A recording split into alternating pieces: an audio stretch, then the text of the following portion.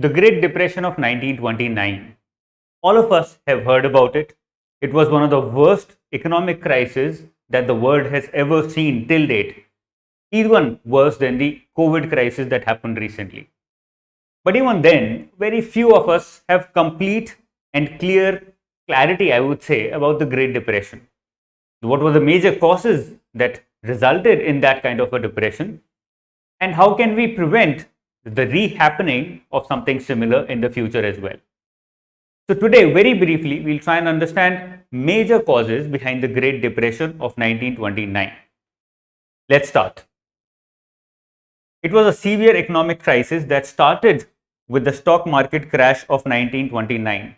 Now, it did start with the stock market crash, but that doesn't mean that the stock market was the only reason behind the crisis. This was a trigger point that resulted in the crisis becoming more and more severe. What were the major causes behind the Great Depression? Let's start and understand that one by one. The first major cause was the decline in aggregate demand. Now, after 1914, we saw World War I, and when the World War I ended, we immediately saw a very big splurge in consumer demand. People had been keeping inside their need to spend, their need to go out and have fun. And as soon as World War I ended, everybody wanted to go out, wanted to spend, wanted to buy consumer goods, wanted to buy cars, new technologies, etc., etc. Therefore, we saw an immediate splurge in aggregate demand in the entire US as well as global economy. However, that did not last long because majority of this spending was financed through borrowings. And when such a spending is financed through borrowings, automatically the person who is borrowing that money in order to spend has to give back that money as well. And if something goes wrong, then automatically the banking system fails and spending goes down. So there was an immediate fall in spending, which resulted in a fall in production. You might be thinking, what are the major reasons behind this fall in spending? Why could it not continue forever?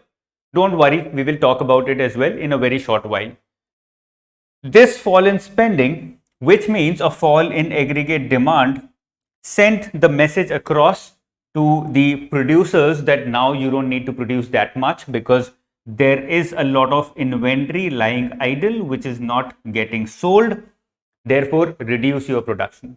When the production went down, automatically unemployment started going up. Why? Because the producing houses, the companies, the factories did not need that much people anymore because they were not producing that much anymore. So this was the first major cause behind the crisis, an immediate rise in demand after 1920s, and then an immediate fall in demand starting 1929. Let us have a look at various other reasons as well. Yes. Number 2, stock bubble and the banking crisis. The banking crisis was a result of the stock bubble. The 1920s economic boom led to a widespread belief that it was easy to get rich quick, something that happened after and during the COVID crisis as well. A lot of people felt that it was easy to make money through the stock market. You just put in some money, the market keeps going up, you get your returns immediately or in a very short term. But the same did not happen. The same did not result in 1929 as well, just as it did not happen in COVID crisis.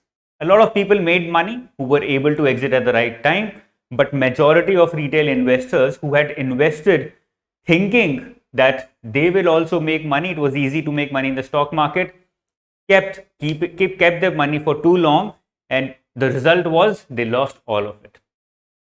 This resulted in a stock market bubble. Now, what do you mean when you say a stock market bubble? It is very simple. When a lot of people start putting their money in one stock, in one set of portfolios, then automatically the demand of that stock, that share goes up. And if the actual value of that stock should be, let's say 2000, then as a result of too much demand, the value rises to 4000. This is what we say an overvalued share.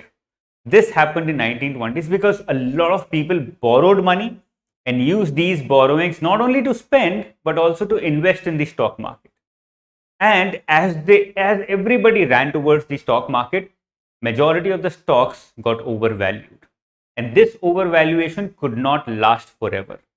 So when people ultimately realized all the share prices of these companies started going down, everybody panicked, including the banking system. Why this was happening and this was dangerous? Because people were not only using their own savings in order to invest in the stock market, they were buying on margin. What do we mean when we say buying on margin? It basically means borrowing from somewhere else and then investing that money in the stock market. It's a very risky proposition because you have to give back that money that you've borrowed. It's not your money. And if you lose in the stock market, ultimately you have to pay back from your own pocket. That is what we mean when we say margin. So people as well as brokers were buying on margin. They were borrowing from banks and then using that money to buy from the stock market, assuming and thinking and believing that the market will go up, they will make profits, and then from those profits they will give back the money to the bank. But when their investments went in losses, automatically they could not repay, so the banking system also started panicking and ultimately crashed. This is the entire cycle that is mentioned here. So they were buying stocks on margin, and when they could not repay, the banking system panicked and resulted in a lot of failures. When the banking system started panicking, another beautiful thing happened. Beautiful, I'd say, in a sarcastic tone. What happened was the banking system failed, and with this failure, they stopped lending money to a lot of people who needed money. Now, these people investing in the stock market did not need that money, but there were a lot of companies, a lot of factories that needed money on a regular basis in order to keep running themselves. But as the banking system started failing and as it panicked, it stopped lending this money to these companies, to these factories. So these factories had to shut down or reduce their production, which resulted ultimately in unemployment. I hope this is clear now. So this is the second major reason as to how the stock bubble resulted in a banking crisis that ultimately resulted in failure of the system. Number 3, blunders by the central bank. It was not just the market that was responsible for this crash. The central bank's flawed policies were also equally responsible for this crash. Between 1920 and 1929, there was a 67% rise in money supply. So if there are 100 rupees in the market in 1921, there were 167 rupees in the market within a span of 7-8 years, which is a lot of increase in money supply, a massive increase in money supply. When people have so much money in their hands, they start spending it like crazy because now they don't care. They have too much money lying idle with themselves. The value of money goes down and they start investing that money, spending that money on things that they don't need. So you either start borrowing and spending that money, or whatever profits you make, you waste a lot of that money. This is what happened between 1921 and 1929 as well. There was a massive increase in money supply that resulted in a lot of wasteful expenditure. Another thing that happened, which was a responsibility of the central bank, was extremely low interest rates. The interest rates were kept very low between 1920 and 1929, as you can see from this graph. And when the interest rates are low, it directly means that it's easy for someone to borrow and then to invest that money. So it's easy for me to borrow money if the interest rate charged by the central bank is only, let's say, 1.5% or 2%, because I know that whatever investments I make, I will be able to make 3-4% without any effort. So I can repay the loan as well as the interest rate without any extraordinary effort. This resulted in a lot of people taking a lot of loans that they did not need. So this kind of very cheap money policy resulted in a lot of money supply in the economy, in a lot of loans in the economy that were actually not required. The same thing happened in the global financial crisis of 2008 to a limited extent, but this was at a massive extent. Accompanied by extremely low interest rates, there was a rise in speculation. So a lot of people wanted or started to use this money to speculate, because it was very cheap money. They could borrow at 2%. If they could just speculate, let's say half of that money, and even if they lost all of it, they could still make enough money from the other half to repay whatever they had borrowed. So speculations started going up, gambling started going up, and ultimately it all crashed. And after the crash, the interest rates had to rise. Number 3, high money supply. Now this is the same as what I've mentioned here, but in this graph you can see after the World War I ended, there is an immediate increase. During the World War I also, there is an immediate increase in money supply. Why? Because during a war, you need more production, you need more money in order to keep supplying stuff to your military, because you want to win that war. But this should have gone down after the World War. It did not. It went down for a very short amount of time, for a year or so, but then it again started increasing until 1929, till Black Tuesday, which was on October 29, 1929, the money supply kept going up. And this sudden increase in money supply over 7-8 years, even after the war, this was what resulted in the Great Depression of 1929. I hope this is clear. The next major reason or cause behind the crisis, the Smoot-Hawley Act. Now this act, the Smoot-Hawley Act, was to be passed by the Parliament, was to be passed by the United States government in order to increase tariffs on imports. Between 1920 and 1929, we saw very massive economic activity, not only in the US but also around the world. And this meant people importing a lot of goods because they wanted to consume, they wanted to spend all that money they have saved during the war or they could not spend. This meant more and more imports, which were considered bad for the economy. In order to counter this, the United States wanted to raise tariffs on imports, and they had to pass this act called as Smoot-Hawley Act. But the problem was not with the act, but the timing of the act. Even after we witnessed the Great Depression, the onset of Great Depression in 1929, after that, this act was passed.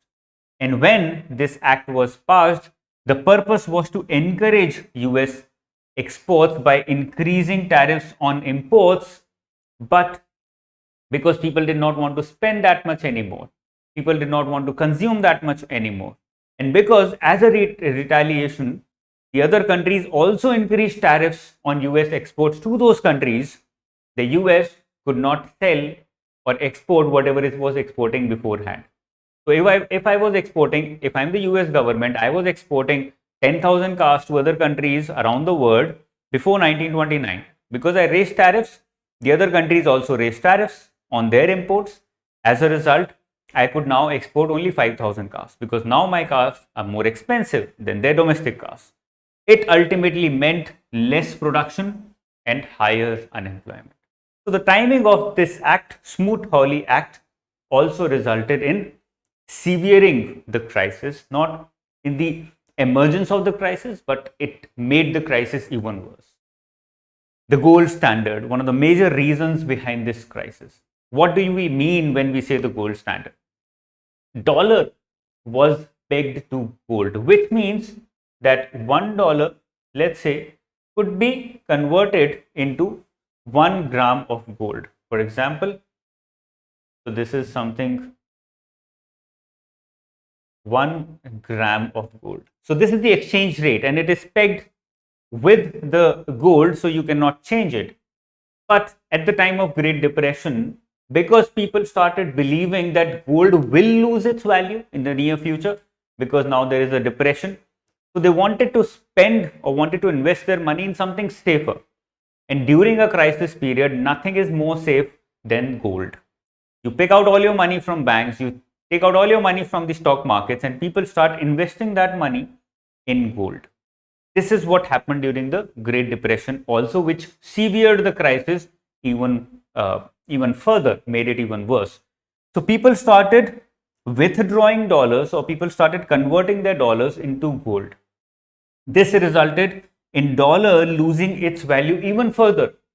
Nobody wanted dollar anymore. Everybody wanted to convert it into gold.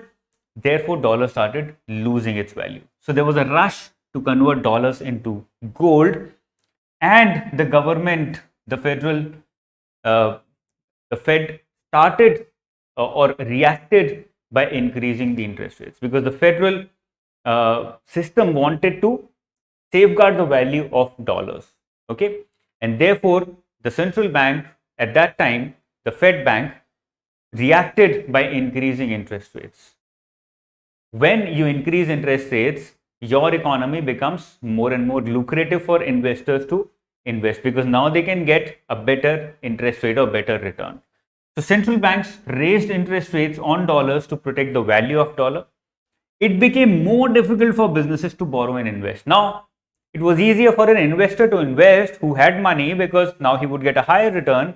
But what about the borrowers? What about the factories who were taking loan regularly in order to keep running their factories? It became more expensive immediately for these businesses and borrowers to borrow and to invest that money in order to make more money, in order to produce, in order to make profits. Therefore, economic activity, production went down even further, because now these firms could not borrow and invest that money. They did not have that amount of depth that they could pay 8 to 9% interest rate. The result was many existing businesses started closing down because affordable liquidity was not available anymore. What was available for borrowing at 2%, 3% was now available at 7, 8%. Nobody wanted to borrow at that high, and therefore they started closing down their business because there was no alternative left. Higher unemployment, severing of the crisis. The next reason, lack of cooperation between nations. This is an international reason. After World War I, new institutions were being created and older institutions had broken down. This meant that the cooperation between nations was at its minimum after the World War I.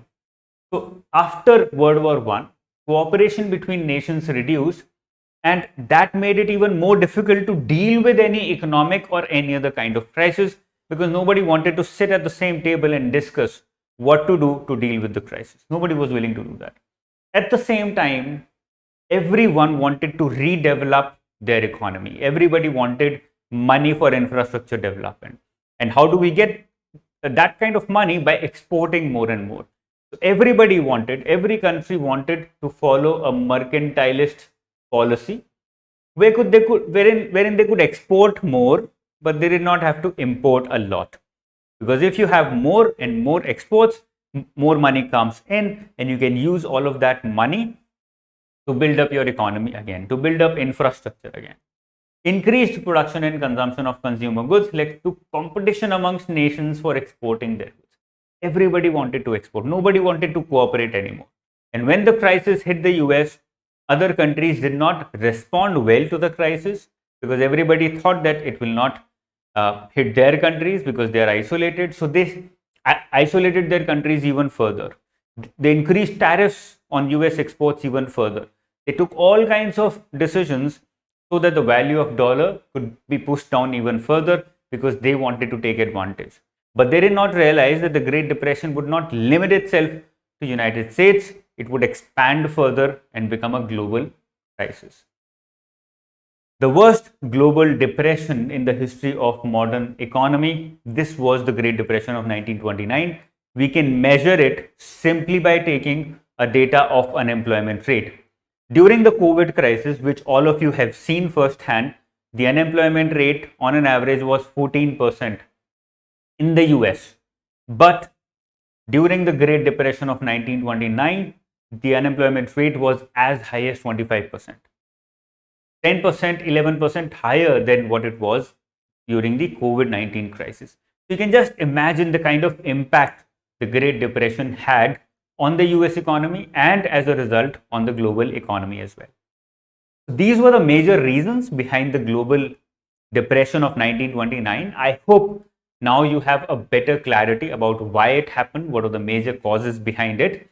And if anybody asks you tomorrow, you don't shy away from explaining all these reasons one by one.